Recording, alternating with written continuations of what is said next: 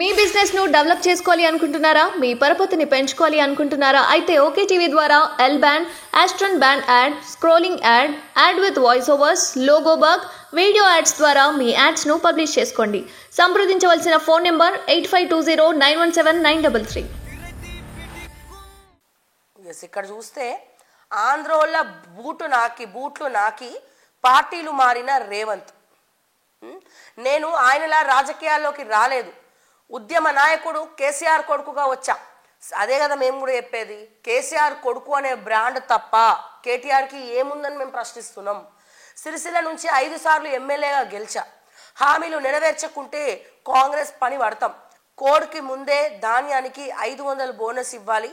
కాంగ్రెస్లోనే మానవ బాంబులు ఉన్నాయి. రేవంత్ రెడ్డి కాదు, పొంగనాల పోతిరెడ్డి. కామారెడ్డి గంభీరరావు పేటలో బీఆర్ఎస్ కార్యకర్తల విస్తృత స్థాయి భేటీలో కేటీఆర్ సమక్షంలోనే బయటపడ్డ విభేదాలు.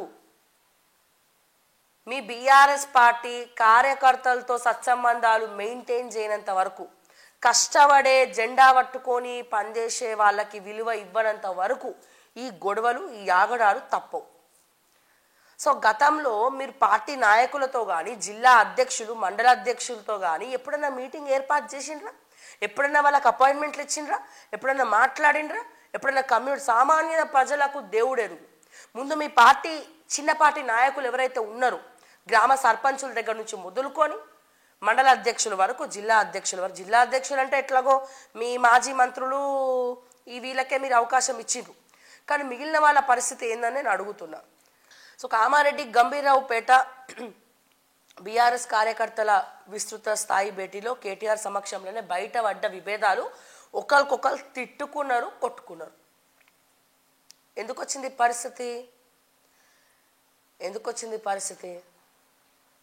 సరిగా పట్టించుకుర్రా మీ పార్టీ క్యాడర్ను, కార్యకర్తలను? ఈ రోజున వాళ్ళు మాలాంటి వాళ్ళని కూడా తిడుతున్నారంటే ఎవరి కోసం తిడుతుర్రు? మీకోసం తిడుతురు. మాకేమైనా ఆశితగాదాలు ఉన్నాయా? మాకు మీ కార్యకర్తలకు ఏం లేవు. వాళ్ళు తిట్టేది మీకోసమే, మీ పార్టీ కోసమే, మా బాపు కేసీఆర్ కోసమే. ఇక ఇక్కడ నుండన్నా పార్టీలో ఉన్న వాళ్ళకి జర అవకాశం ఇవ్వండి, అపాయింట్మెంట్లు ఇవ్వండి.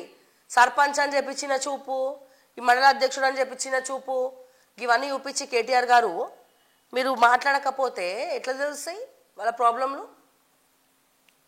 తెలియవు. ఎట్లనైతే ఇట్లా మీటింగ్ పెట్టిరో ఇక ముందు కూడా అట్లనే కొనసాగించండి. అట్లీస్ట్ 3 నెలలకు ఒకసారో 6 నెలలకు ఒకసారో ఇట్లా భేటీలు పెట్టుకోండి, మీటింగ్లు పెట్టుకోండి.